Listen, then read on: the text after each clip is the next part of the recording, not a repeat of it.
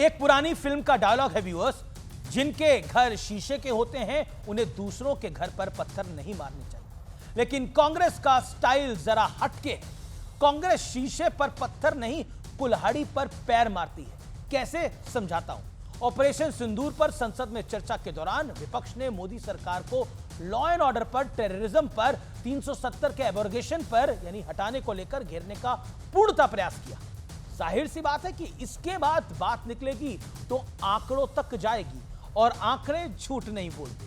2004 से 2014 के बीच कश्मीर में 7,217 आतंकी वारदातें हुई, जबकि 2015 से 2025 के बीच इसमें 70% गिरावट आई और आंकड़ा 2150 रह गया। 2004 से 2014 के बीच वहां 1770 नागरिकों की मृत्यु हुई थी। 2015 से 25 में यह आंकड़ा 357 रह गया, यानी 80% की गिरावट। 2004 से 2014 के बीच 1060 सुरक्षा बलों की मृत्यु हुई थी। 2015 से 2025 के बीच में यह नंबर 542 रहा। 2004 से 2014 के मुकाबले 2015 से 2025 के बीच 123% ज्यादा आतंकी मारे गए हैं। 370 हटने से पहले साल भर में 2654 पत्थरबाजी की घटनाएं होती थी। 370 हटने के बाद यह संख्या 0 है। 370 से पहले हर साल पत्थरबाजी में 112 नागरिकों की मृत्यु हो जाती थी। 370 के बाद 3 साल में यह आंकड़ा 0 है। 370 से पहले हर साल पत्थरबाजी में 6,235 नागरिक घायल होते थे। 370 के बाद यह संख्या भी 0 है। 370 के दौरान साल भर में 132 दिन घाटी में संगठित हड़ताल होती थी। 370 के बाद 3 साल से हड़तालों की संख्या भी 0 है। एक जमाना था साहब, 10-10 हजार लोगों के जनाजे निकलते थे। पूरे देश ने घटनाएं देखी होगी, बुरहान वानी मर गए, फला मर गए, ढिका मर गए, 10-10 हजार।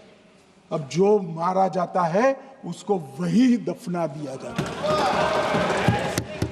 किसी भी आतंकवादी को उसका महिमा मंडन करने के लिए जनाजे की इजाजत नरेंद्र मोदी के शासन में नहीं। ये थे देश के गृह मंत्री। पहले देश भर में बम धमाके होते थे। कार्रवाई के नाम पर पाकिस्तान के साथ डोजियर का एक खेल खेला जाता था, जिसका नतीजा कुछ नहीं होता था।